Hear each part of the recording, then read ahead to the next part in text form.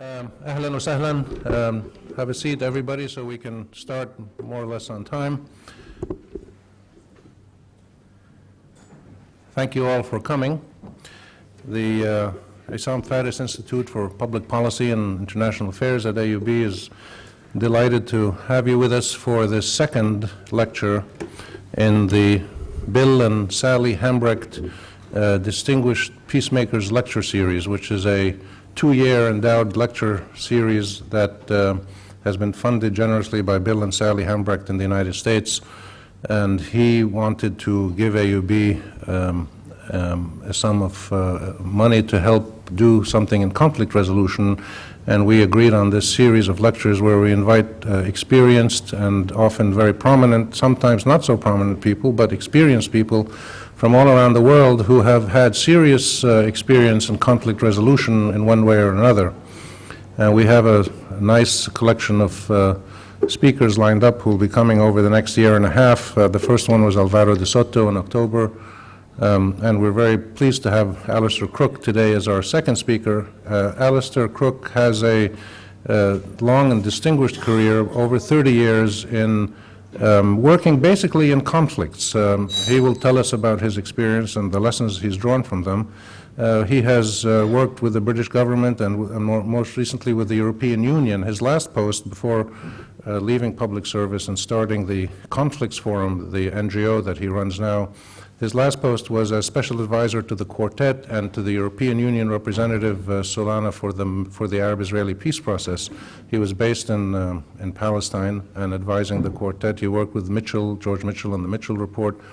He helped broker the ceasefire, if you remember, at the Church of the Nativity in Bethlehem. He helped broker some of the ceasefires between Hamas and Islamic Jihad and the Israelis. And so he's had a lot of experience in this region. He's worked in Pakistan, Afghanistan a lot, mostly Cambodia, Colombia, Namibia, Northern Ireland, and Palestine. And his very rich experience has focused heavily on working with armed groups, whether you call them resistance groups or terrorist groups or militias or whatever you want to call them. He's worked with armed groups all over the world and most recently with many Islamist groups for many years. And that's why we invited him. This is a huge issue in the world today, the relationship between Islamic, Arab, Asian societies and many Western societies, broadly speaking, and particularly issues of conflict and tension and armed conflict, resistance, violence, terrorism, occupation, all this whole cycle of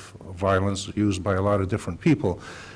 Alastair Crooke has tremendous experience in this area and has some really important lessons, I think, to share with us, and he will talk to us basically about his experiences and the lessons that he thinks are important. And he will speak for about 45, 50 minutes or so, and then we'll have an open question and answer. So again, thank you for Bill and Sally Hambrecht for endowing this lecture series. Thank you for Alastair for coming, and thank you all for being here. And I just want to also thank Josie Bshara. Where's Josie, my assistant, who has done all the work for this lecture series and particularly for this one. So I'll turn it over to Alastair. Thank you.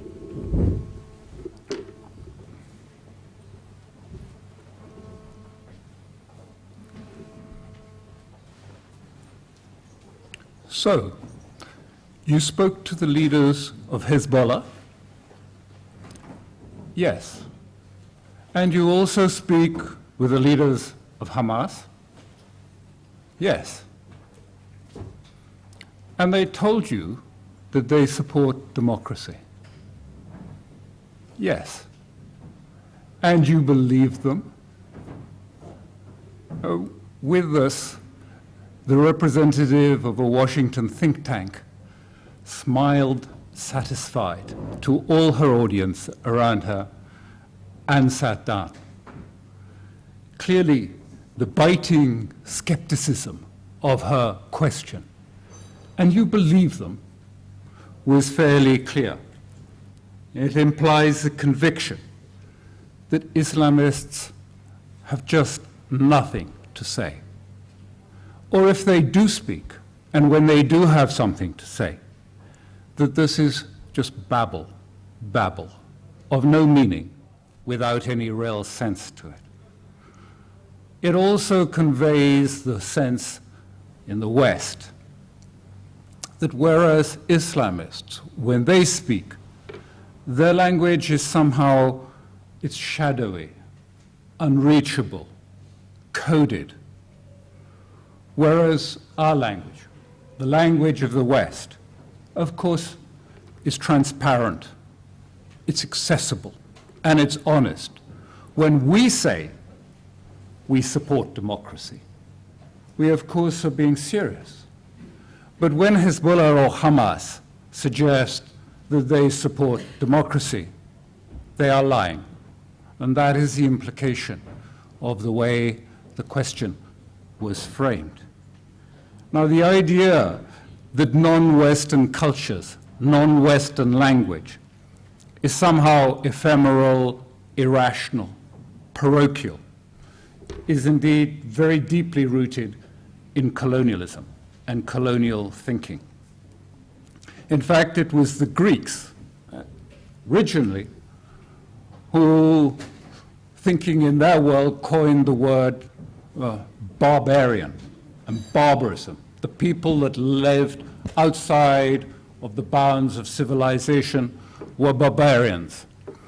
And it was from that word literally that came the word that is applied frequently to Islamist language today. They coined the word baba, people who stammered, who spoke. Their language had no meaning. And that's what we call, when we talk about the Islamist only speaking in Babel today.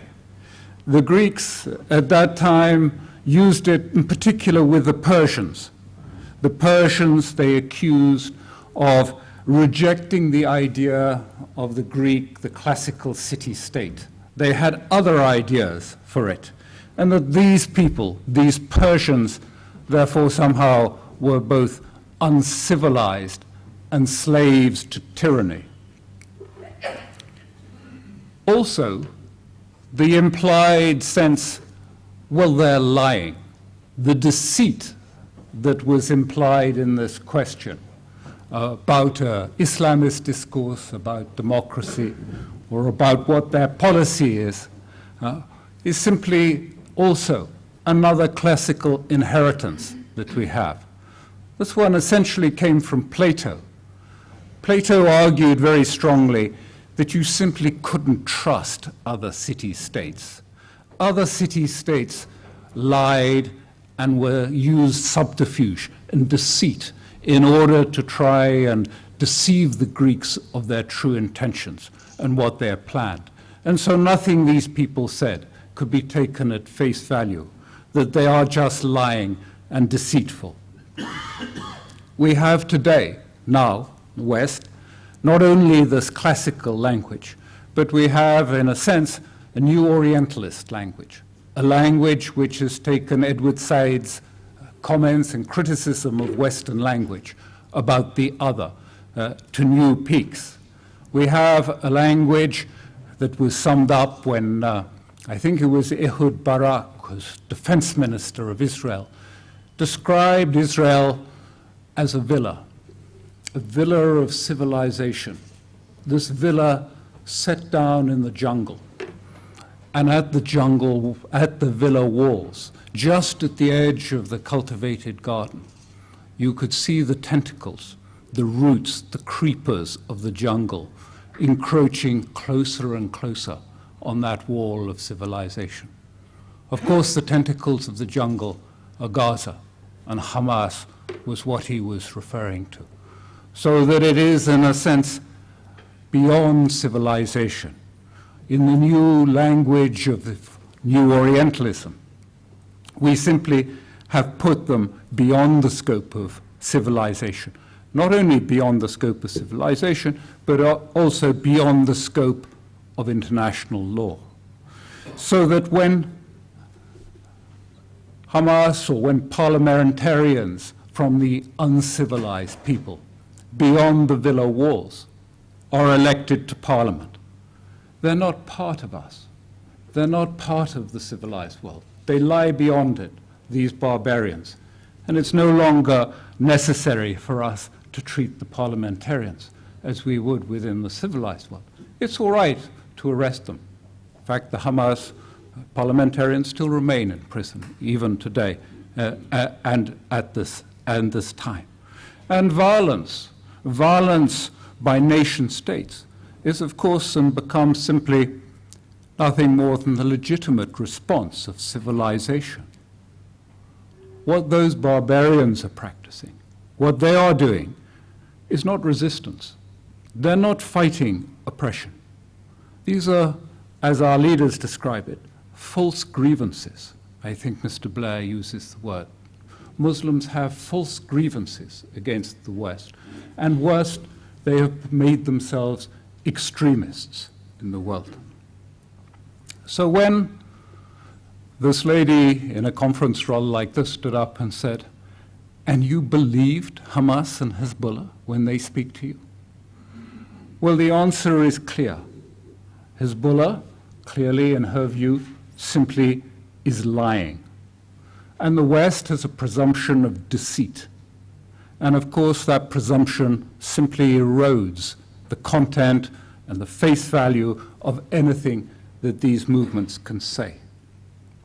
Conservatives in the West, and in America particularly, go a little further and say that really you don't even have to understand or listen because you know that this is essentially totalitarianism.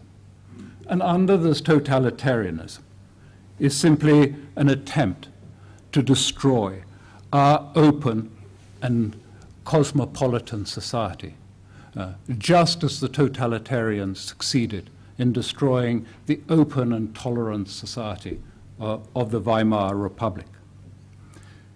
They have, in essence, and the Western approach to Islamism simply has emptied language of any meaning, of any real content. It's not only with Hamas and Hezbollah. You see exactly the same process taking place elsewhere. In Iraq, for example, where you will see the Western press frequently refers to the statements of Muqtada al-Sadr or others in Iraq. And they say, well, of course, this is what they say. But really, it's not about this. It's not when he talks about Arab nationalism or Arab lies or community connections within Iraq. He doesn't mean it. This is simply a struggle for power. And at the root of it, of course, is religion. And even in Iraq, in that context, simply the language, the statements that people make are erased of substance and content. Because when they say things, they don't really mean what they say. Because we understand the true nature and we know what this is just simply a struggle for power. Essentially, use of this language, using language to empty power, is about a tool of power that is being used very deliberately in the West. It's not by accident that this comes about, but it is a tool of power that is intended, in a sense, to empty the identity of people from any real meaning. It's intended to make the Islamists superficial, to make them look the whole identity of Islamism to be something that is unattractive, something even repellent to moderates, to people who are living in the West, to turn people against it. It is intended, essentially, to try and crush alternative movements and alternative centers arising that can challenge the West in these areas, whether it be Iraq or whether it's Palestine or whether it is in Lebanon. The sense of this is a reflection of how many people, particularly the West, has derived its concept now, today, as it is, of power. Some of the political philosophers in the West make it quite clear that they believe that liberals are really queasy about power itself, that power frightens liberals and makes them anxious. And they don't really have the push the necessary steel inside them to crush alternatives to our power at that. They believe that there are those in the West who have an unduly optimistic view about compromise and mediation. That somehow compromise and mediation and some attempts to lead to an understanding of the other will achieve some success. But this is simply, in their view, and is an appeasement. It is the conservatives' dismissal of these humanistic views. This is a matter for moral philosophers. Politicians understand that power and the role of power is to destroy rival contenders in the use of power.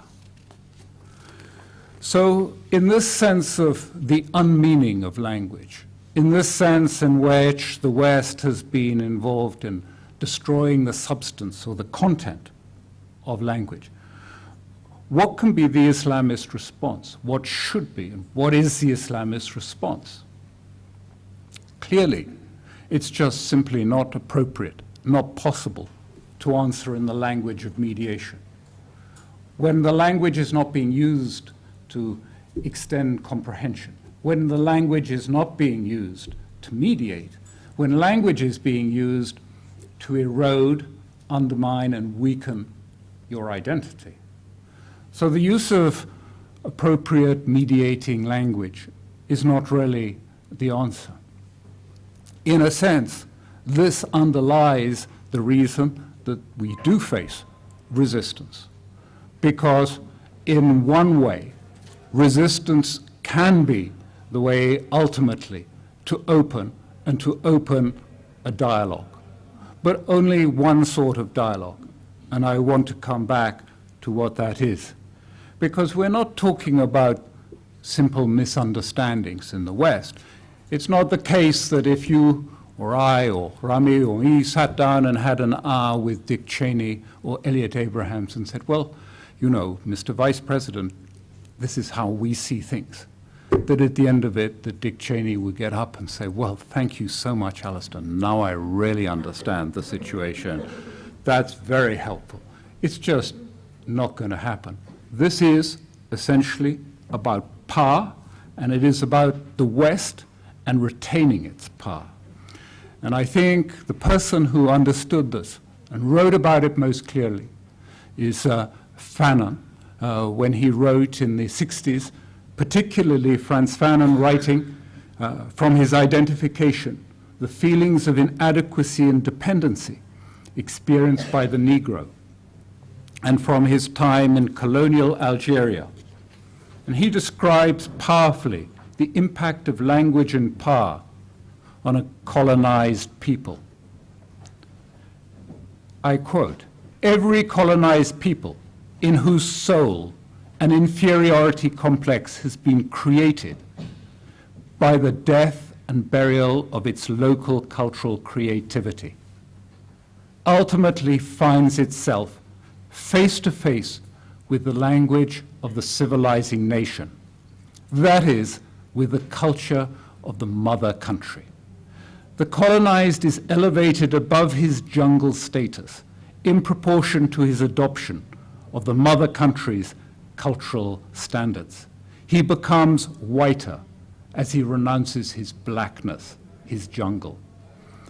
Fanon suggests that behind the anguish of those written off and backward lies a deep anger, a Western indifference. This automatic manner of classifying him and de-civilizing him, he suggests, imposes discrimination, robs him of individuality, and tells him that he must bring himself into step with the superior modern world.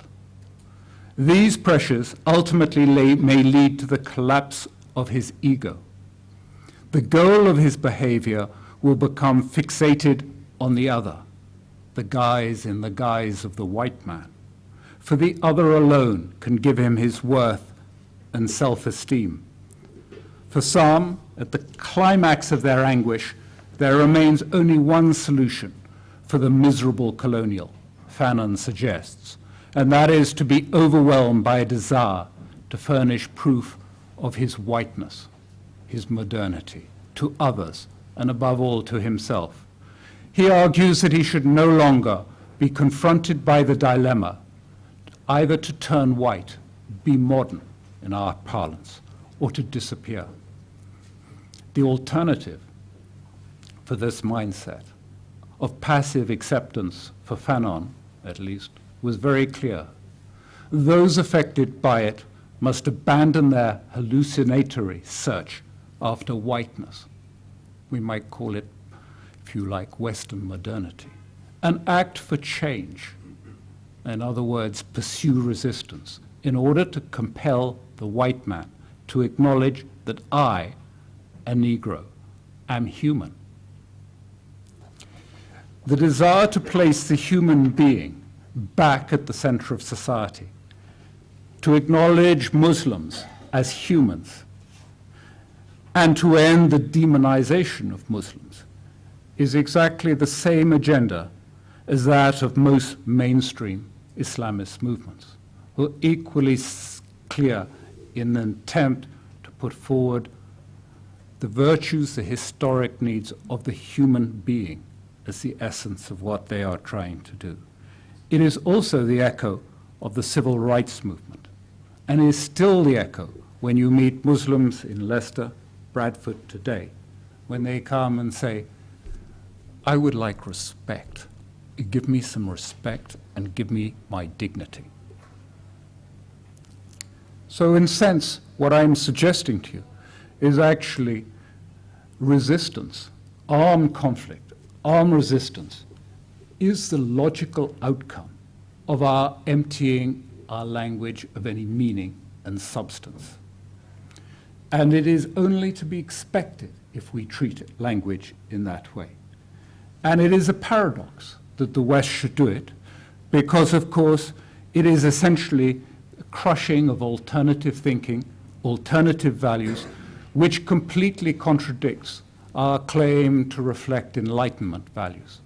Our Enlightenment values were, if you like, a sense of moving towards, I describe it, a form of ijtihad for the Christian caliphate that took place at the Treaty of Westphalia, but an attempt to think critically in terms of the West, to move away from old thinking and to find new ways of thinking. But as we see, this refusal to listen, to try and crush alternative thinking, is a weakness.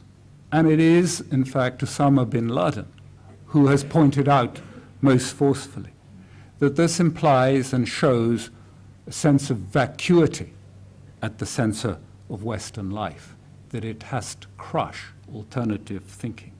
It also, of course, promotes conflict because it eliminates the possibility of using language as a means and as a role in trying to resolve conflict by emptying it of content and making it no longer a tool for communication and understanding, but a tool of power to undermine and destroy and weaken your enemies. Michel Foucault, the French philosopher who was very involved with the Iranian Revolution, 1979, and wrote about it extensively, suggested that what is necessary for the West to deal with this is the need to be a critique, a questioning of Western limits, of the limits to Western thinking, how far we have got, what he described as the petrified, fossilized thinking that was present in terms of the development of Western thinking, and to understand how Western thinking has become trapped by its own narrative, trapped by the passivity in terms of its inability to accept other thinking from others. And he argued that it was going to be necessary to step past these limits, to move beyond these limits, before it would be possible for the West really to continue to grow and to develop further. Not, I emphasize, was not an effort to critique the West simply to be contrary, to criticize the West for criticizing's sake. The aim of this was to try and provoke the stimulus that this is the only way a society that has become, if you like, paralyzed, that has become passive and unable to think creatively, to engage in intellectual critical thinking, and frightened of ideas coming from elsewhere. The only way it can move on is to step beyond the limits of those thinking. And the insights that Islamists offer can in fact actually help the West in moving beyond the limits of its present thinking, and to help bring about the change in the West. And I think the clearest example of this was perhaps in South Africa, where I was, not at this time, but a little before. There was, of course, in South Africa at the time, a resistance, the African National Congress. Despite this resistance, there was no change in the thinking of the white elite who ignored the resistance. What really brought about the change, what really transformed the situation in South Africa was, in fact, when businessmen, firms like Anglo-American, businessmen like Oppenheimer, began to question the limits of South African thinking, began to question whether special rights for white men in Africa was really either a desirable or sustainable program for the future. And these businessmen then linked up with activists and other movements, so that there was, in a sense, an internal resistance critiquing the elite in South Africa. And it was, in essence, this latter internal resistance, people who were ready to think and critique the language of the elite and its insistence on special rights for white men, that managed to allow South Africa to step beyond those limits and to move to a new place. And that's what I mean, and that's what I think Michel Foucault had in mind when he talked about the necessity when societies get stuck, like the South Africans were stuck in their discourse of special rights for white men. How did they move on was simply the internal critique coupled with the resistance that was taking place beyond in the borders in South Africa. Only this way, I believe, will the ideas of Islamism, what it says about the West, become clear. Only then will it be possible to actually hear what Islamists are really saying about the West in terms of meaning, not just language, not slogans, but what actually is the meaning of what they are saying. Only by the West stepping beyond the limits will real dialogue ultimately become possible, because only then, once the listening begins, will it be possible to hear what some of these things are being said and understand how it relates to all of us. In a sense, this is the paradox of the present situation, is that you need to refuse dialogue to get dialogue. Only by the refusal of dialogue that the Islamists are doing and saying, no, we're not doing it on the terms of the West. We're not simply prepared to do it on your terms. We are only going to do it on different terms. In other words, we want to change the rules of the game, not simply accept your rules of the game. Only when that is possible will we see a dialogue that has any real meaning. Because the Islamists do have ideas, and they do have an ideology, and they do have the potential to sever stale relationships in societies and stale ideas between people and between societies themselves. And they do and have and introduce a different category of rationality. And it is a category of rationality that clearly people find both energizing and mobilizing, as we can see from the excitement. If you visit Gaza or Iran, too, you can see the excitement of young people who work with Hamas. Young teenagers who work with it are really mobilized and excited by the language that they see. For us, it is a point of discontinuity, if you like, in the Western narrative, and tends to be regarded, because it doesn't fit neatly in our description of the continuity of history, this sudden thing comes up like the Iranian Revolution. So we regard it as an aberration and having little real meaning to us, because we are on a different track of narrative, and therefore can be safely ignored.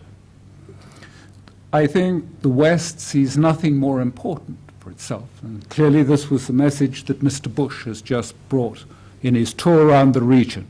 Nothing more important than the basic entity of the individual, the fetish of the individual, if you like, around whom social processes, desires, fears, passion, and reason, and propensities for good and evil all circulate. But the Islamists are saying that, in fact, the Western thinking in this fashion is flawed. These wants and needs of man that we're all so familiar with and which get catered to so well in the West are actually diminishing man himself. It diminishes him and it diminishes others. Other individuals are a means, become simply a means to the ends, whether it's a means of economic satisfying of our individual needs, or whether it is social or sexual or whatever the needs. It objectifies a human being. And it is, in a sense, a result of trying to put the individual before others in our contact with the outside world.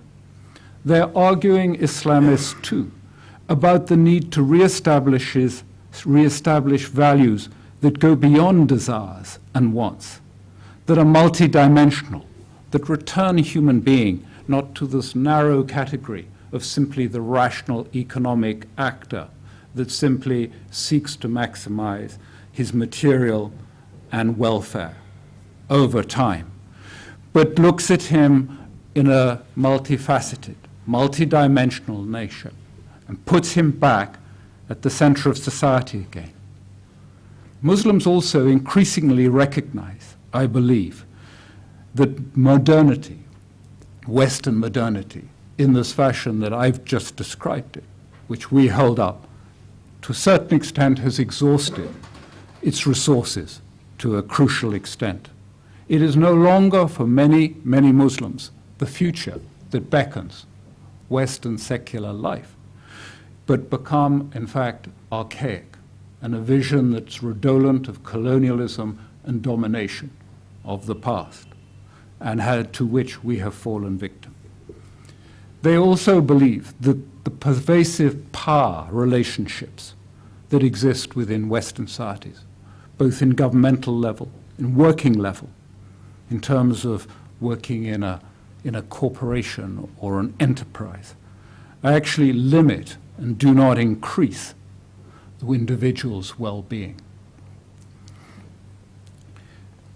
They hold and they believe that these relationships, this position, actually removes individuals from one another. It's the lack of relatedness of one people to others in society, the sense of isolation, the moral loneliness, if you like, of that position, that creates a sense of illusory freedom and anxiety in so many people in the West. I think these are some of the things that they're saying, and as you notice, nearly all of them are rooted in the common human experience. I don't think any of that could be described particularly as a theological position. In short, Islamists are offering a fundamental disagreement They're offering a disagreement with us in the West on the Western, our narrative of history, and also of our meaning of modernity.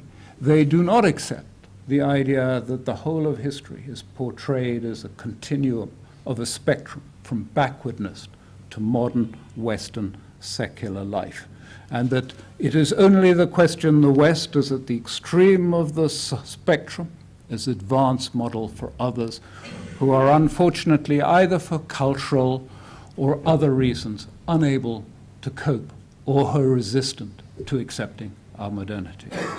They do not accept the power relationships of the West that exist within our societies or between our societies. They do not accept that the individual, the success, the advance of the individual, is the litmus of progress in life, versus their view that it is actually the cohesiveness of society, cohesiveness of community, that should be the test of progress. The progress should be community progress, and not the progress of an individual. They also question our understanding of individualism and what it means in terms of freedom. Is individualism really mean freedom in the West? Is the question that is being asked.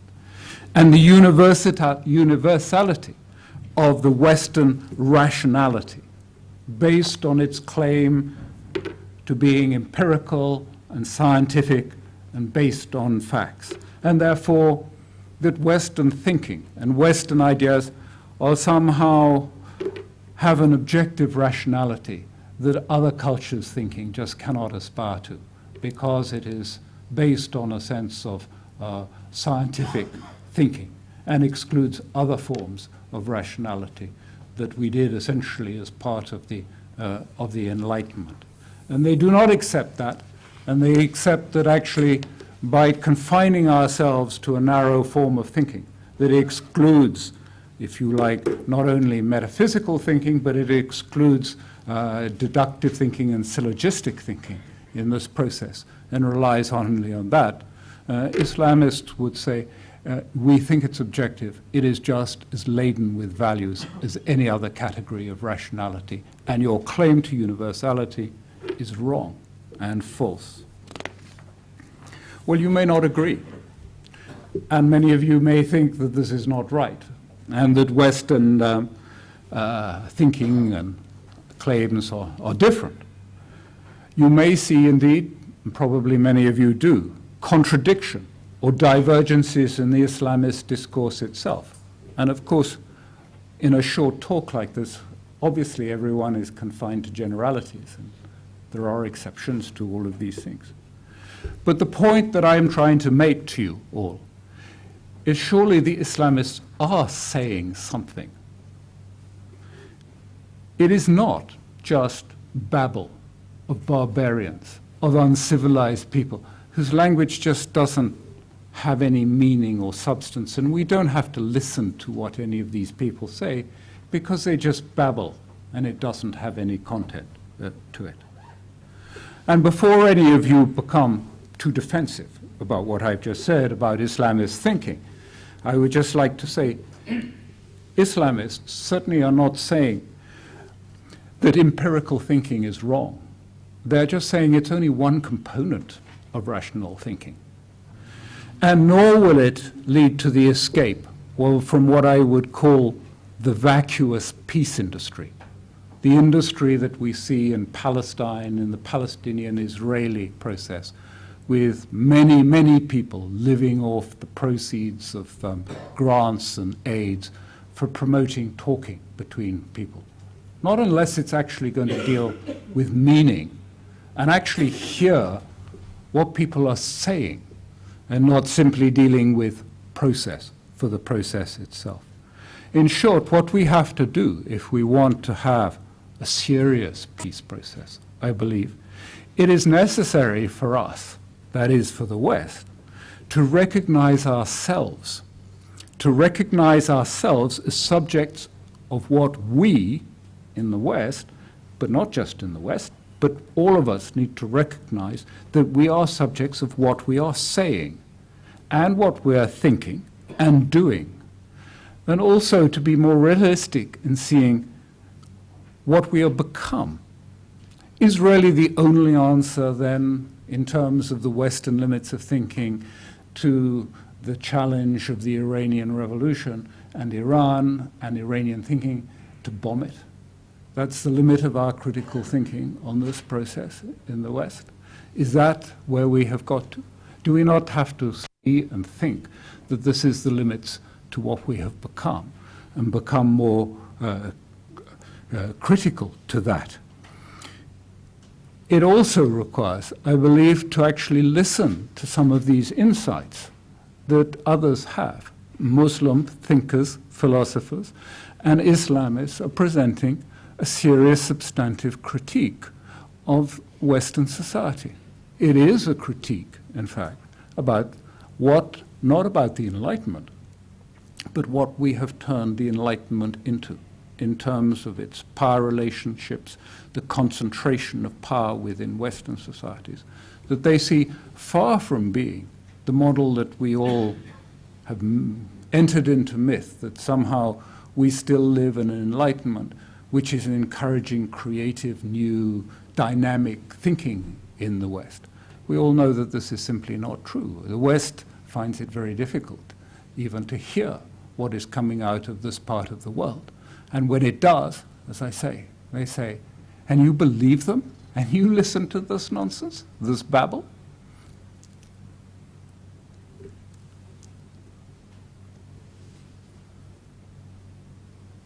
I think the ability to actually think and look back critically at ourselves is probably the missing element to the whole political process of talking. And I do not see that present in most of these processes we're dealing. We do need, if we want to move away from this conflict, is to escape from our conditioned thinking. What Foucault described as the blackmail of a narrative of history, of our narrative of the Enlightenment, which is no longer possibly as real as it was when the Enlightenment started, and also away from a certain state of will, an acquiescence to language and to norms that we all submit to. And I speak for myself, having worked in the European Union and in the diplomatic field. I know only too well how things are just not possible to say in the West any longer, because if you say them, you notice how the silences. We have had a process of Annapolis, and what word of Gaza or Hamas or elections? Does anyone even remember or hearing about this? These things are unacceptable. Someone just not so long ago at a gathering in Washington raised the question about Hamas in the process, and everyone said, we simply cannot discuss that here, not in this meeting. It's just not unacceptable. This is what we talk about when we say, well, we live in the Enlightenment. This is the tolerance and freedom. So in a sense, I'm saying what is needed is actually a resistance in the West, a resistance on the South African model, if you like. The businessmen, the critical thinkers who can see, who look at what's happening in Iran, in this region, and say, have we got this right? Do you think we ought to be rethinking this? Have we reached the limits of our thinking? Maybe we ought to step beyond special rights for white men in the Middle East and think afresh. I think it needs also to listen and perhaps go back to some of the foundations of Western culture. Again, as I say, not simply diminish it or to criticize it, but this is the means by which we can possibly step beyond it. Because unless there is a critique, the internal critique of what is happening, of questioning, what will really be achieved by bombing Iran, killing another 100, 200,000 people? Is this really, what our policy wants to do? And why is this a moral thing to do? Why is this right morally for us to do this? unless this sort of questioning, awakening in the West takes place, and I use the word deliberately, an awakening in the West takes place, I just think the West, and I believe that the West will remain unchanged. I think this is also the view of many Islamist thinkers, that the West will simply remain unchanged and that talking is pointless. And conflict will continue. We will have no real dialogue, and we will have only process with no meaning, process of unmeaning rather than meaning. Talking, therefore, terms of the title of this talk, is not overdue, as was put in the title of it. Sadly, at this stage, the West cannot hear. I believe that talking at this stage in dialogue is premature and not inappropriate. And the only answer at this stage is to continue to refuse it in the hope that it will provoke people eventually to think how they can step past the limits of this thinking. Thank you very much indeed.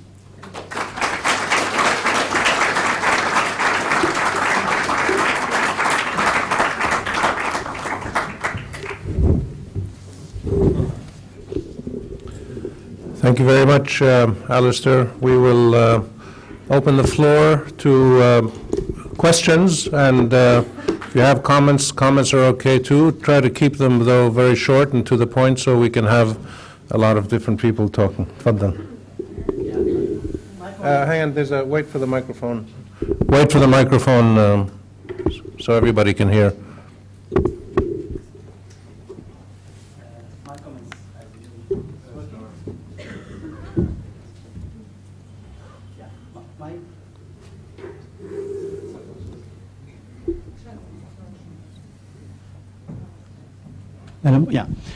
My comments are going to be very critical, as you will see. Imagine the reverse situation. Somebody asked me, so did you hear Bush saying we want to spread democracy? I said, yes. I said, did you believe him? I said, yes, and then looks at me oddly, probably justified by being cynical about me believing about Bush's remark about democracy. Or did you hear Bush saying that he wants to spread prosperity and wants a better and safer world? And I said, yes. All I'm saying when somebody says that we don't believe Bush in saying that, it's not that we are denying Americans or Bush even that capacity of speaking meaningfully. We're just simply saying he's lying, he's presenting a false image, self-image. And that's what probably people are saying when they're saying when Hamas or Hezbollah say we want democracy. It's not denial. You don't have to go from this to a general denial of the ability to use language meaningfully. We do it with somebody like Bush, and justifyingly so, and sometimes we do it justifyingly so with the other side. When Zahar, for example, just recently said, we want to liberate Palestine from the river to the sea, and we want to basically smash all these Jews with our flags, and we want to spread our religion to every house in the world. This is a statement he said recently. Do I believe him? Or when I don't believe him, am I denying him the ability to speak meaningfully? And I think this kind of exaggeration of when you accuse somebody of lying into denying the ability to use language and going back to the Greeks to establish that, and the West never changes, it's a reverse Orientalism of the worst kind, in my opinion. I mean, you give the example of South Africa. Say the West should follow the model they followed with South Africa. And the question, why did the West react the way the West reacted to South Africa? Why did it come to its moral consciousness and said, look, this cannot go on like that?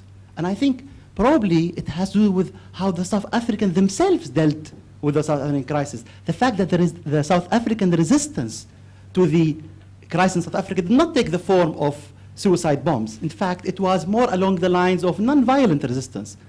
Maybe sometimes more violent than others, but generally it was less violent than the kind of resistance taken by the Islamist groups. And this is why we can see the West reacting to the South African problem differently than us. It's not like the West suddenly had a moment of moral awareness then, and it vanished forever now, never changed. So I think this whole reading does not put enough blame on the victims. The victims in the sense of the victim defending their rights in the right way of defending it. I think the victims can be quite themselves homophobic, xenophobic, you name it. You mentioned Foucault. He said in Iran, they read Foucault and Habermas and Hegel. And the question would come to one's mind, what do the Iranians think of Foucault's homosexuality? If you listen to what Najat said recently in the US, he said, we don't have homosexuals in Iran. Is this idea of denial of homosexuality a part of denial of the Western materialism, because it comes with decadence and materialism and sex and all of that? They worship sex and they have it to do it in every way possible. Or is it part of actually homophobic tendencies that we need to basically overcome? I don't think this kind of glorification of the East will help us, nor glorification of the West, of course, but the reverse is quite dangerous and denies us the opportunity to be responsible partially for our predicament. Thank you. Thank you. Well, it's interesting you put it in terms of, we need to understand the victimhood of the West. Well, of course, you described it, and you said, well, you need to think more about the victims, and the victimhood in this context was clearly put in terms of the West. I think actually what I'm saying is that precisely, but this was exactly the point that the conservatives and the neoconservatives keep making. It was the Weimar Republic that was the victims. We can be the victims too. We are the victims. But I think for most of us, that becomes an absurd thought that the West is somehow victims of its own circumstances when compared with what they see and what they witness around the region. But the point that you make about language is actually a very valid one, and I would have made the same. I mean, I think it's no more ridiculous, the language, if you like, when someone says, well, you see, you believe them, you hear it. When we hear President Mubarak getting up and telling the Lebanese about how to elect presidents in Lebanon. I mean, my point was not so much saying that this simply must be a question of, a particular thing. I'm saying that language, because of our use of the language as a tool of power, has become diminished. So, of course, people react with the resistance of language. We have television stations and radio broadcasts which are about resistance broadcasting. It's not about helping understanding. It's not about communicating, any more than the West. You rightly said when Bush says, I'm serious about democracy. I mean, maybe he means it, maybe he doesn't mean it. We can't tell at this stage. But all of this language has actually diminished the ability to use language and communication and talking as a tools to try and resolve issues. And I think, you've only to look at what's happened in Iran in this period to see the example of how language, and of course everyone falls into this process. I mean, that's the danger of it. Once you start a process of trying to use language as a tool to destroy someone's identity, then people have no alternative. I said they have no alternative because of the emptying of language to go to armed conflict. And then you say, well, we become victims of that armed conflict. Well, we did it by emptying language of its content.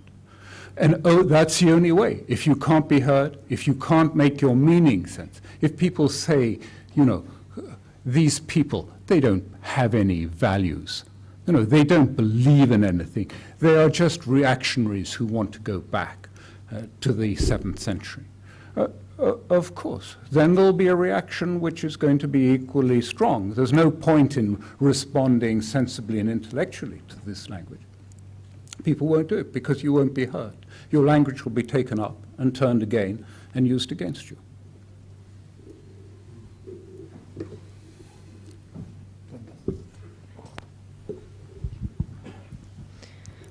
Well, apparently, there's no democracy in the world of Islamists. And you might agree with me that the majority of Muslims dream not of a shattered world such as the present Middle East, but of a world not less than that of the Ottoman Empire. But if their dream is constantly denied and fought by the West, then what makes you think that negotiations with Islamists will not go in vain? Will not go in vain. In vain? In vain. Well, I think I've understood the question. If I've got it wrong, I mean, please correct it, because the point of negotiations and what I've been saying is not the sense that we all have to follow the recipe, which I think is essentially one that goes back to Treaty of Westphalia and is a Christian concept, that, you know, over time, as technology improves and science and knowledge increases, that we're all going to share the same values and become the same. I'm arguing the opposite, that actually that what we're talking about is a fight about the emerging global order, and that there are some people who are saying, well, no, we don't think that there is one template for our future, that there is one vision, that there are many ways of living, and there are different ways of living, and that perhaps we ought to accept that rather than to try and impose on the global order a particular vision. But you're not going to succeed in doing that until first, at the beginning, there are people in the West who understand or who accept, you know, that not necessarily that our vision for the future, our institutions, and our way of dealing with politics is quite clearly the most advanced and the only one that is adequate and suitable for an emerging world order, and that everyone better get in line, particularly those that are backward. So I'm talking really about multiple visions, if you like, about understanding and working out how this is going to come about in a global, in emerging global order. Because if we don't find a way of listening and giving space to people who have other visions of how they want to live, other definitions about their future, we're going to have a conflict. Let me ask a question, and then we'll go to Patrick. My question is, Alastair, on the basis of your knowledge of Hamas in particular, from your many years in the West Bank and working with them, and your knowledge of Islamist groups all over the region with whom you dialogue regularly, and you arrange meetings between people from the Western world and Islamists, what is your reading of the reaction of both the organized Islamist groups like Hamas, Hezbollah, Muslim Brothers, the mainstream Islamists, and also popular opinion? What is the reaction to the Israeli, European, American reaction to Hamas's victory? The boycott of Hamas's democratic victory is obviously going to bring about some kind of counter-reaction. What is that? What do you sense is going on? And therefore, can you predict in any way the trend in which mainstream Islamist parties are going to move in relation to the issue of democratic elections? Yes. I think it's very clear that amongst all Islamist, mainstream Islamist movements at least, both armed and those that are not armed, what we have seen is a great stirring at the grassroots level that has taken place, and a debate that has begun, that most of, and this really is not coming from, it's not orchestrated by outside or coming from any of these sinister forces that we look at, but people are looking at what happened to Hamas. They see what's happened to the Muslim Brotherhood in Egypt. They look at what's happening in Jordan in the last elections. They look at Pakistan, and they come to the conclusion that the path of electoral process to bringing real change in your society simply has failed everywhere. There's not a case where it's been successful. It's been blocked in one way or another. And worse, that those movements who've actually had people in parliament and have had a small representation in parliament, all it's done is discredit their movements. I'm talking about things like Jamaat Islami Pakistan, who had a big following, but because they've been in parliament and unable to achieve anything of substance, of course, have lost legitimacy and authenticity as a result. I think it's the same in Jordan as well, and in Egypt. Clearly, that is the grassroots. So I think this debate has begun. What do we do? You know, what are we going to do about this? I mean, it's not working. Where do we go? Do we go back to something? Now, I suppose people in the West immediately assume that that means we'll be going back to, you know, the armed vanguardism, if you like, of the 60s and 70s, and that means more violence. But I don't think so. I think that's not necessarily the case at all. I think what we may be moving but I mean, the debate has started, but it hasn't come to a conclusion yet. Where I think we may be moving is more towards sort of more mobilization, popular mobilization. I think this is one of the legacies of the Iranian Revolution, which is filtered more widely amongst even Sunni movements, is the idea of mass popular movements instead of vanguardism. And I think it's more likely that we will see things moving in that direction. But it's I mean, the debate's really just started, and it's to see where it's got. What is clear is that all these movements, whether it's the good old, safe, slightly elderly Muslim Brotherhood, or anyone, excuse me if there's anyone here who's upset by it, all of these movements, including the Muslim Brotherhood, are on the verge of moving very much in a more radical direction. I don't say that that equates to violence, but in a much more radical direction. And I think it's not surprising, because the other thing, and which is ignored, is, of course, all of these Islamist movements operate in a social environment. And whereas when I switch on sort of CNN and Al Jazeera English, every night it's celebrating another rise in the stock exchange in Egypt, a new buildings going up in Dubai, as sort of great successes of globalization. The reality of globalization has been very different. If you look at it, the reality has been that asset prices have been shooting up throughout the Muslim world. And the rich are getting very, very much more rich. But the effect of globalization has been actually the sinking and sinking and sinking of real wages. So that if you look at a country like Egypt now, in 2003, 15% of the population lived in what the World Bank, in its generous way, terms absolute poverty. And it's now 20% after this wonderful rise in asset values. So what you're getting is essentially the asset value rise is actually decimating the middle class in most of this region. Those that can jump to the super rich. Those that can't struggle not to sink down into the great morass. And of course the super rich associate only with the other super rich and the elites of the world in a sort of globalized rich club, probably all sitting in Davos very shortly. But do they have any connection with the people, to the constituencies, the people from which they came? Probably none. So there are very big social changes that are taking place in this region, which I think are going to have, Islamist groups are going to have to reflect. I think this means there's going to have to be a much more radical politics that's going to come out of this in terms of economic change as well as social and political change.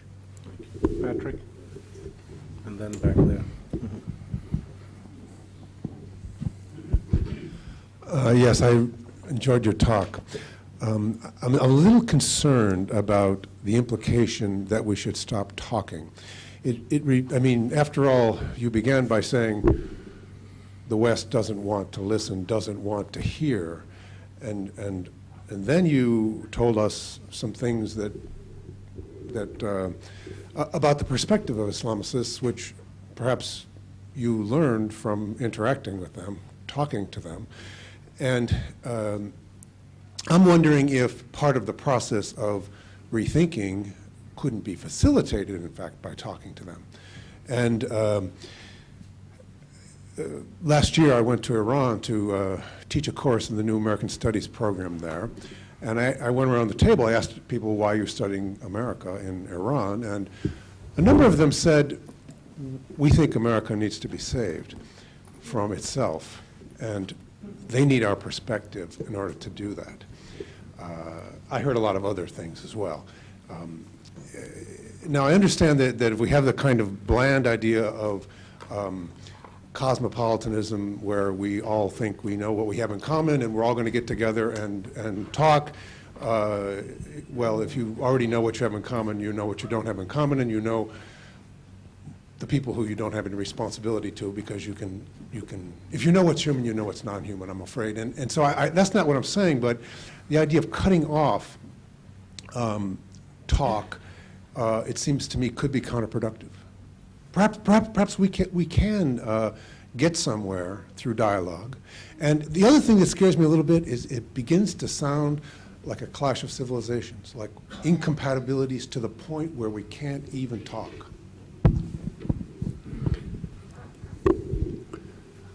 I remember one of the leaders of Hamas a little while ago saying to me, well, you know, he said, this was before the current block on speaking with him, and he said, well, you know, we did get invited. We were asked a little while ago to go to a conference and to talk with American thinkers and leaders, and we went. And he sat down and he said, well, the Americans turned on us at this place and they said, well, if you want us to talk to you, you have to give up weapons, give up the resistance, and recognize Israel. Only if you renounce violence, disarm, and recognize Israel, then we'll talk to you.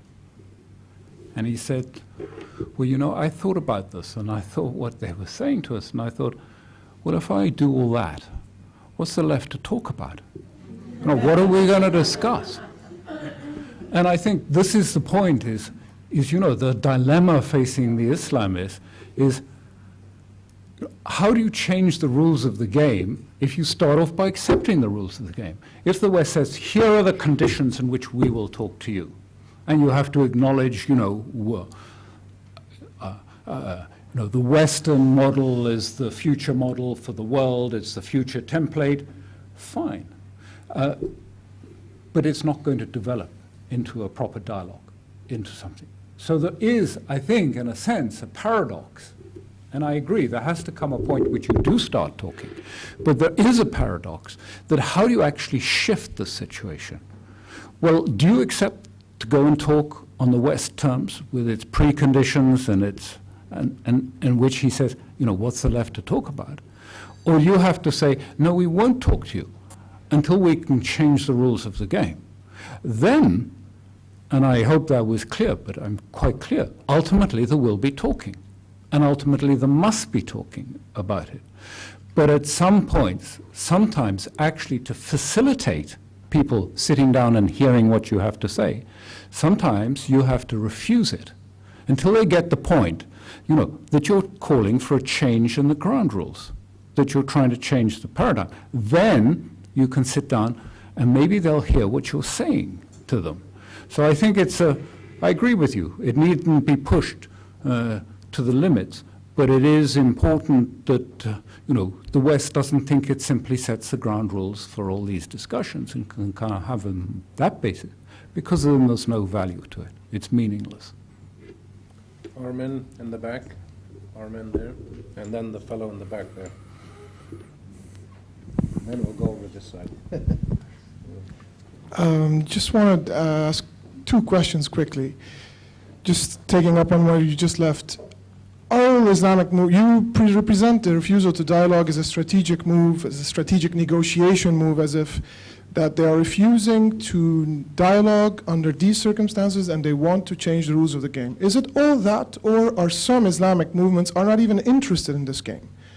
Or they don't even legitimize the other, or they are not really interested in the other? You kind of painted a very uniform picture of all the Islamic movements. There are some Islamic movements who are not even interested in the game. It's not only changing of the game, they're not even interested in the game. Would you comment on that, number one? Number two... Hey, how many questions? Just two. You know, just I've got two. a bad memory. So. Rami will help you. The second is very... Answer that, and then they ask the other one. Okay. Answer that one, go ahead. Well, of course you're right. And I did try and use the word mainstream, because what I'm talking about is, you know, I think the 94 or 96% of Islamists who clearly believe that there needs to be an engagement and a discussion with the West, and indeed one needs to be a respect for each other's way of living. Yeah, there are people who don't believe in this at all, but actually by refusing to talk to those groups that are moderate and mainstream, like Hamas and Hezbollah, because we say they're extremists, actually all we do is empower the people that say, well, we told you so, Hamas. We told you. There is no point in this talking with these people. There's only one way ahead. Only when we burn it down, we burn down this whole colonial structure, only then will it be possible to start our own society in its own way.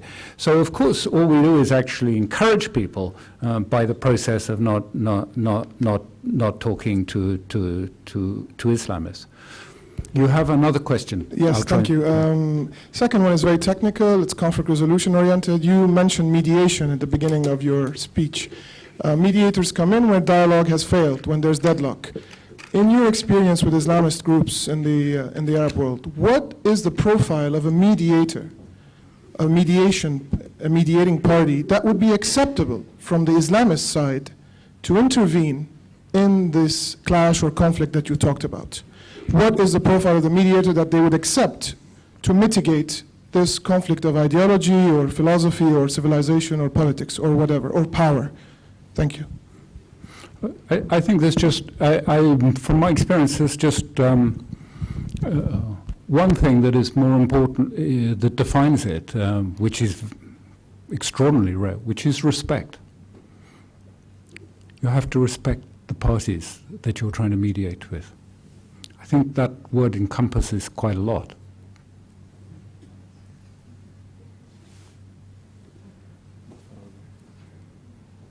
Hello. I think there should be some clarification on what actually happened with the Hamas elections. In fact, the West were very accepting of the election results.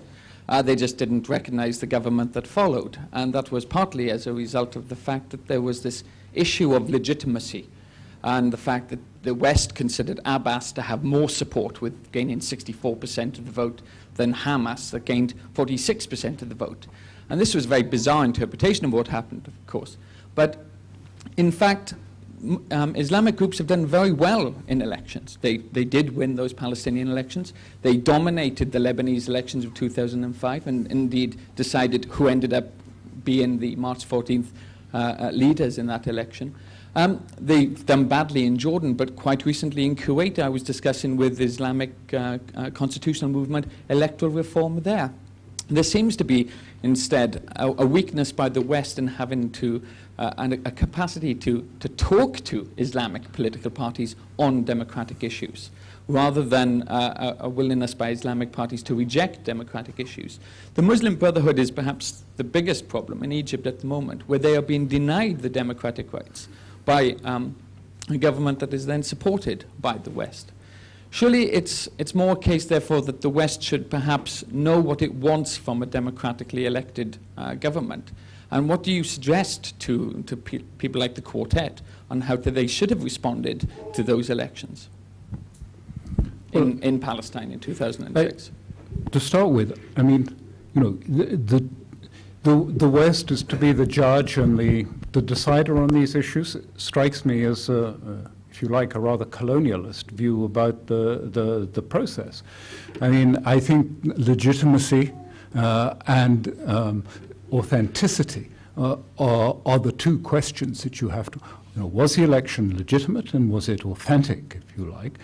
Then it's an election, and there's nothing really much for the West to say about that afterwards, unless it decides that it wants to develop it. But I would say that, you know, my reading of what happened after the election, and I wasn't then working for the European Union or for Solana, but I mean, it's slightly different. I mean, if the West had simply said, well, you know, okay, but we're dealing mostly with Abu Mazen, and the government we accept has won the election, but we're going to spend more time talking to Abu Mazen. Well, you know, it would have been inappropriate, but it would have been one view. But they didn't say that. What the West said instead was something very different. It went to Abu Mazen and encouraged him not to accept the outcome of the election by asking him to try and claw back as many of the powers and many of the prerogatives of the government into his own control, in order to try and empty the government of any real substance or any ability to achieve anything. And it did that in combination with imposing isolation and an economic siege on Gaza at the same time. And then the West, including the Europeans and Americans, went further, and then they put aside nearly $1 billion in order to try and build up a proxy force around the presidency, quite contrary to the Constitution, quite improperly, in order to try and take down the government and be able to restore Fatah. So it wasn't that they simply just, may have fine-tuned it. The West tried to undermine a legitimate elected government and to substitute what they wanted. In other words, to engineer an outcome that suited Western interests, both economically, materially, and by trying to transfer back all the powers to the presidency that they'd just taken away from Yasser Arafat some years earlier and invested in Abu Mazen. I think this I would call simply an attempted coup d'etat by the European Union and by the United States. Over here. Did you? I really appreciated your emphasis on language, but you talked a lot about modernity, and personally, I'm really interested to hear your comments on the failures of modernity, which in the West has resulted in post-modernity, and you've spoken about the emphasis on the individual. And in our part of the world, it has created some form of re-traditionalization where we're not going, we failed, we've seen that the modernity has failed so miserably that what you refer to as the communal and so on is more this idea of going back, way back in the traditions. And what we've seen with Taliban was sort of like the extreme version of that form of re-traditionalization. If you can comment on that. Yeah, no, I think that's a very important point. What I wanted to say is because people say, well, things seem to be diverging more and are likely to diverge more in the view about what is the appropriate vision for the future for people. So is there ever going to be a point at which there can be some discussion? And I think that's partly implicit in what you're saying. And I think one of the things that I just hinted on, but I didn't really develop, was the sense that this is also like, it is in some ways not only a political discussion, but it's a civil rights discussion. It's about respect and dignity. And I remember saying this occasionally to some Americans and saying, they said, well, how do you deal? And it was actually not only that, but European, and said, why does Larijani always speak to me in cosmology when I want to talk to him about nuclear issues or something? And the answer is because he wanted to talk about respect and dignity and about the future as they saw it. And of course, the reaction in the West is, how do we negotiate respect and dignity? Come on, let's get down to the bottom line. What's he want? What's he want from us? So what we are dealing with, again, if I go back to the analogy of the civil rights movement, in a sense, in the United States, how do you actually, start to get, the white elite to accept that you're not happy with the way you're being treated? You don't like sitting at the back of a bus and not having any votes. Well, you have, in fact, to be very assertive and saying, well, I have my identity, and it's very different from yours, and it's going to stay different from yours. And only when you get to that point, and if you recall what was the history of the civil rights movement, was actually they got the vote. They didn't have to stay at the back of the bus, and then there was a crisis after about 30 years. And the crisis was when suddenly all those people who had supported it, the liberals who had supported it, suddenly said, they now want a saying in the running of our universities. They want black African studies on the curriculum. I mean, this is intolerable.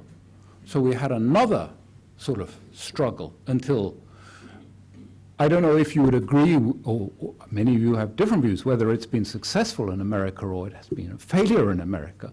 But I think part of the process of that, finding that indefinable quality of respect and dignity actually means you've got to exaggerate your own sense of identity and your own claims for that identity in order to begin that discussion so that eventually white people say, okay, well, we get it now. Well, maybe you can have a seat at the table. Maybe there will be a Muslim in the quartet, the International White Man's Club that defines the future of this region.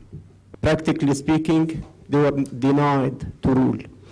From the perspective of many Islamists, okay, we're going to get by the gun what we were denied by the ballot. So to what extent do you think we can, deny, or make a new interpretation or new argument? Okay, we would, deny these people to be violent, but at the same time we are excluding them from the democratic process.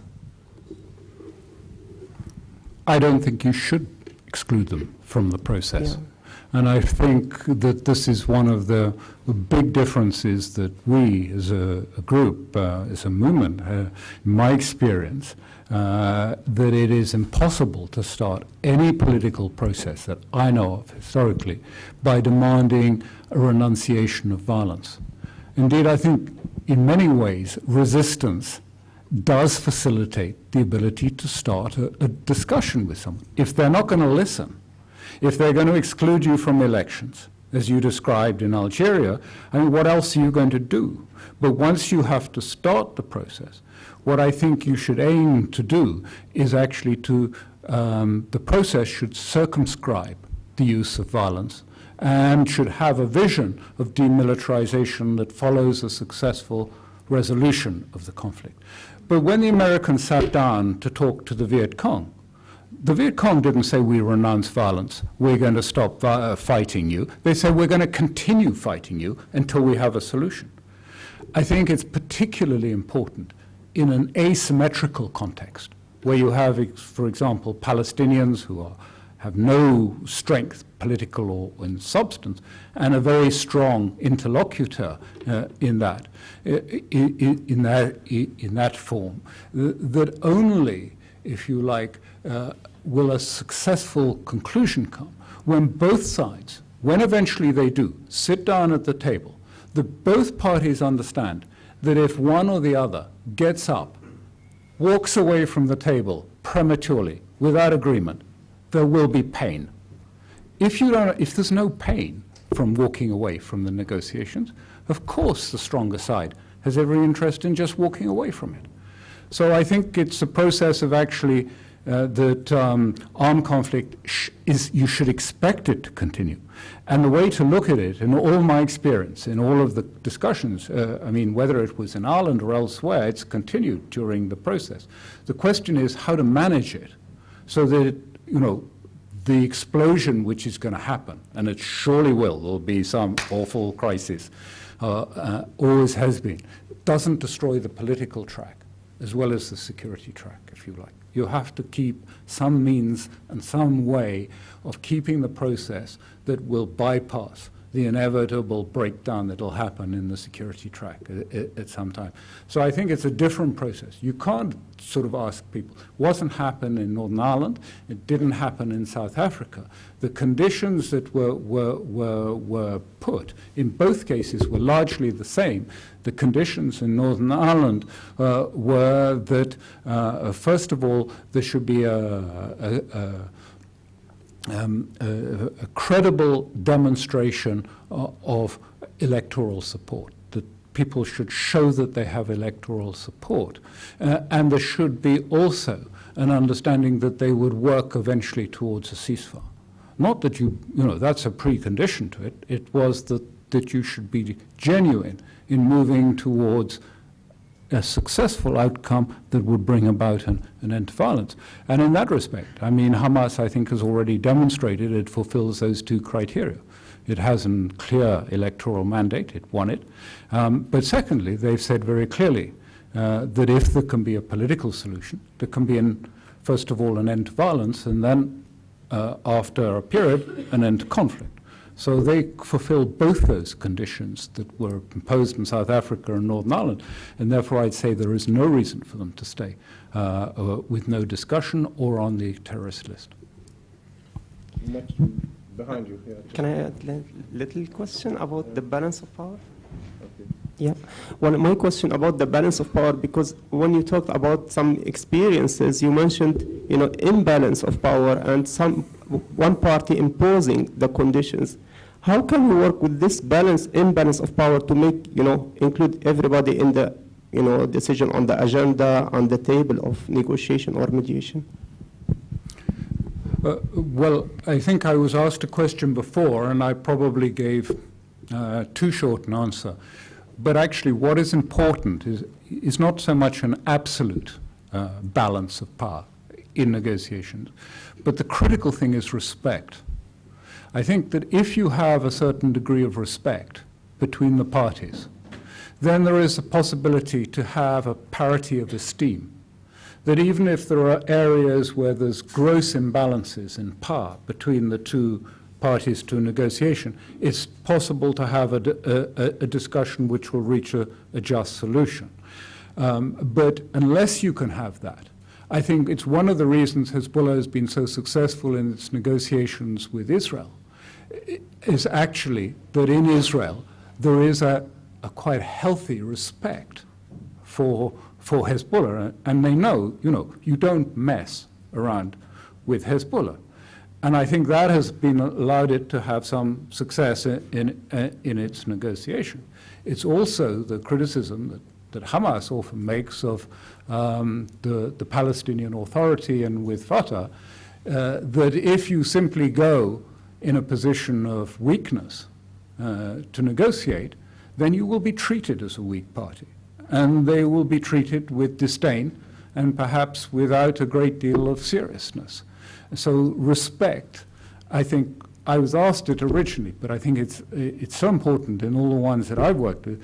Respect of the mediator for the two parties is important.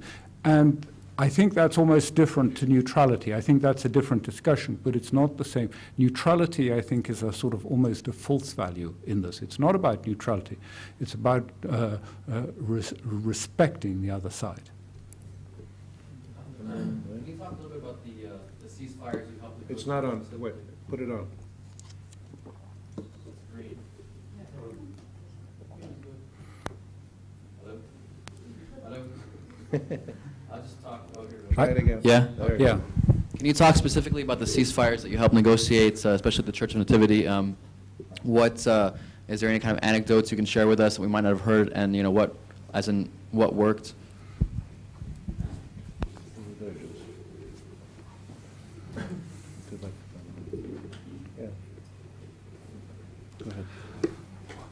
That's it was quite a complicated,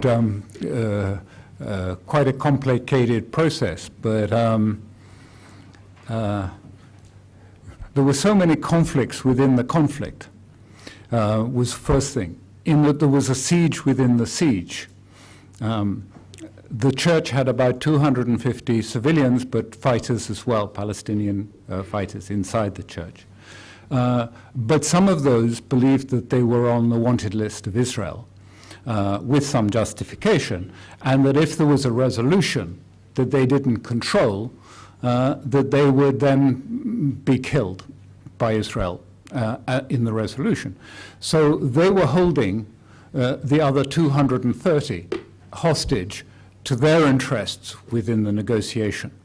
And you had within Israel a negotiation going between the negotiators for Israel, which were the IDF initially, and then replaced by Shabak, the Shin Bet, and the Prime Minister's office, in which the Prime Minister had his agenda, which he negotiated or ignored.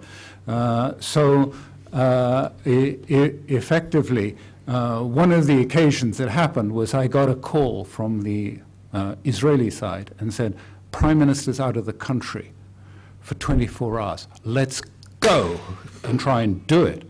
And we started a process, it was a complicated one, but it was essentially that it was agreed that I would go into the church and that as they came out, they would disarm, and there was a little room, and weapons would be put into a room beside.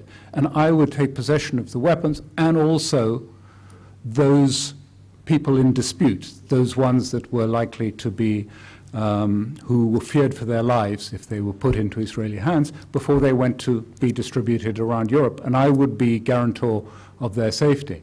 And so everything was lined up and it was ready to go, and the buses were there and the Israelis were on all of the rooftops and the snipers were there in position. And I was waiting at 7 o'clock, and then the Palestinian negotiators decided to have a bit of a party, so it got a little bit delayed and went on for a little while longer. And then it started to get longer and longer and longer, and by 4 in the morning, you know, there was still no call to go into the church to take over the weapons and to bring the people out. And then the news came through. Sharon had returned home.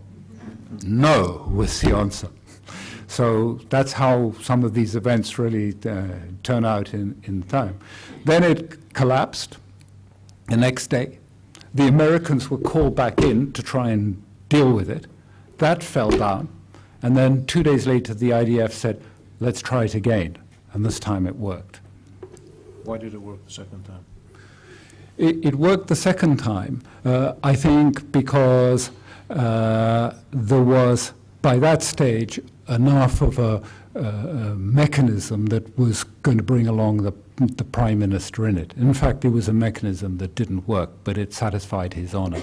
And what happened was the weapons were to be handed over to CIA. You know, that was, then they would be sort of magically neutralized, and they were going to throw them in the sea, but they never got around to throwing them in the sea. So, but it still worked out all the same. On the line of globalization, when it comes to economic globalization, to what extent does neoliberal policies being imposed by the unholy trinity like the World Trade Organization and the IMF, to what extent does that have to do, the imposing of those policies, with the rise of Islamism, and how can you counter it?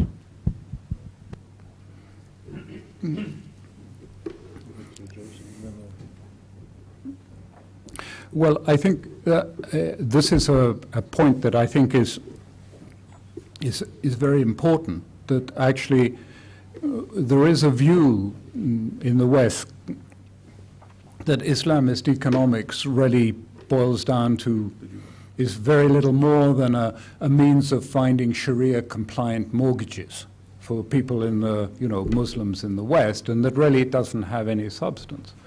But actually it has very important substance, economics.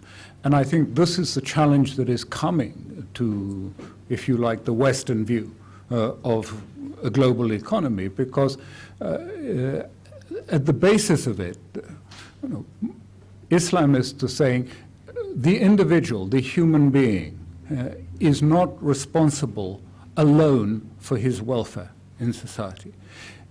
The community is also partly responsible for his welfare, just as he is responsible for the welfare of his community. So this is a very fundamental change.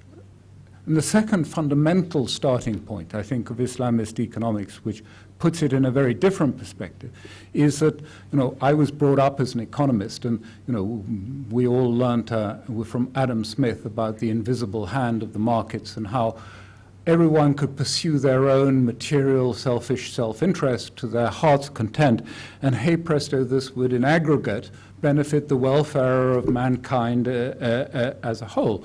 Not so many people believe in that, although we still believe in markets as such. But essentially, what we are looking at is a different view of human nature, in which they say, and most Islamist economists say, a human being is by nature both dominating and avaricious. We are avaricious, and that society needs to be protected from us, and we need to be protected from society. Therefore, you need a structure of values and a system in order to make an economic system work. Otherwise, it will spin out of control from greed and materialism and selfishness. I think there are probably some Islamist economics who would be looking at what's happening in the financial markets of the West and say, well, perhaps this has already happened in the sense of what's coming. So it has a number of important pillars. Distribution of wealth is important.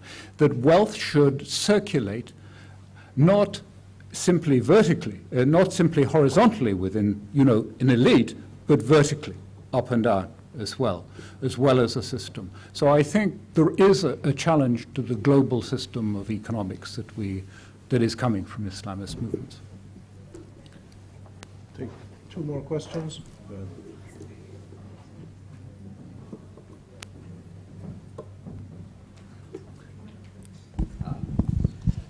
My question is, do you think that the muscular nationalists in the United States, the muscular nationalists, people like Rumsfeld and Cheney, do you think they fundamentally miscalculated the reaction to their policies, or do you think that what's happening now somehow suits their ideology and their long-term interests as they see it?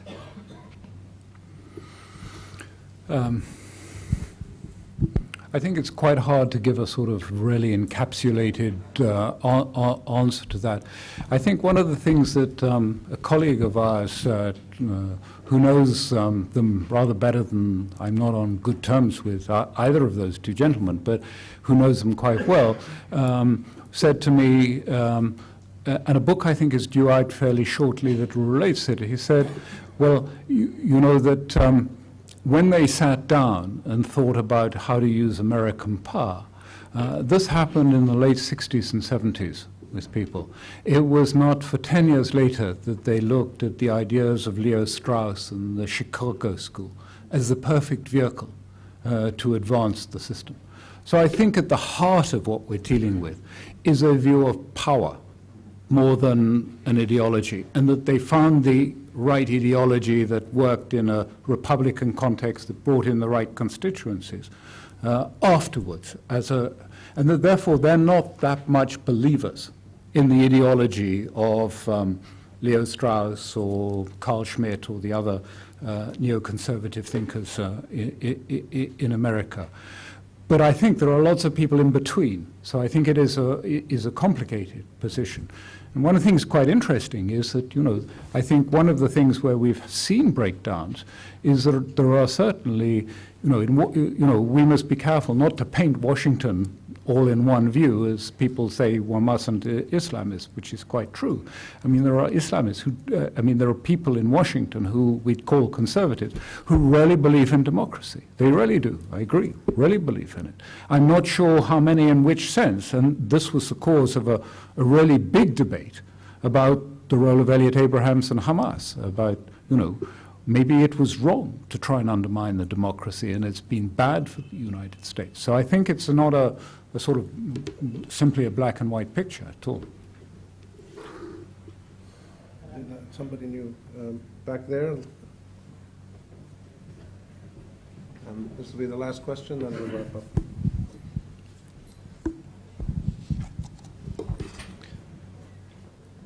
How do you think China in the future is going to affect and influence the Middle East?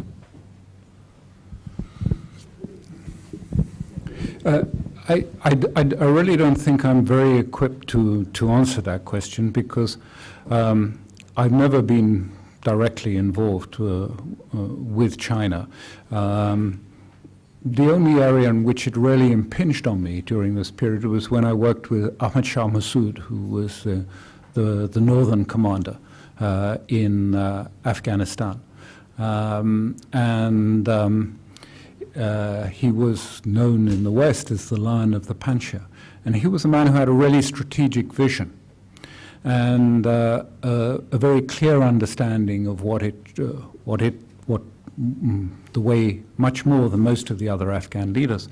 And one of the things that he was very struck by was the philosophy of Mao Zedong, and about how to work in a rural population, how to build structures. And he really did build structures. I mean, from the village council to the district council to the regional council to the Council of the North. And it was revolutionary at the time. It was never acknowledged in the West. But I mean, he was dealing with things like how long should someone who has lost their husband in the conflict with the Russians remain a widow? Well, I mean, you know, this is about Sharia, surely. And he said, no, this is something that can come up, and we need to address it because of the present circumstance. This is not Shia. This is a Sunni saying we need to work out how long someone should, and we'll do it through a popular bottom-up mechanism. Well, I remember in about 87, I was going to Washington and saying, well, you know, he is thinking in Maoist terms. And they said, a Maoist and an Islamist? God help us from that. So I don't know. On that note, we'll bring this to a close. Before we thank Alastair, I just would like to make a couple of quick announcements. Conflicts Forum is the name of the NGO that he founded and manages. They have a very interesting website, and you can get on their list. They will send you regular materials which are well worth reading. I want to mention that tomorrow, if you're interested in Islamist politics, we have a session at 1 o'clock here to talk about a report that the International Crisis Group recently produced on Hezbollah and the Lebanese crisis, with the main author of that report, Patrick Kenny, and Brahim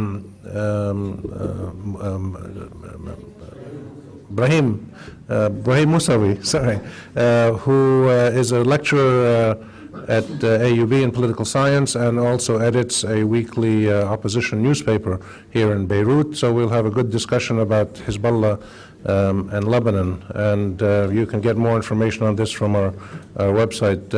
Thank you again to Alastair, and thank you all for coming.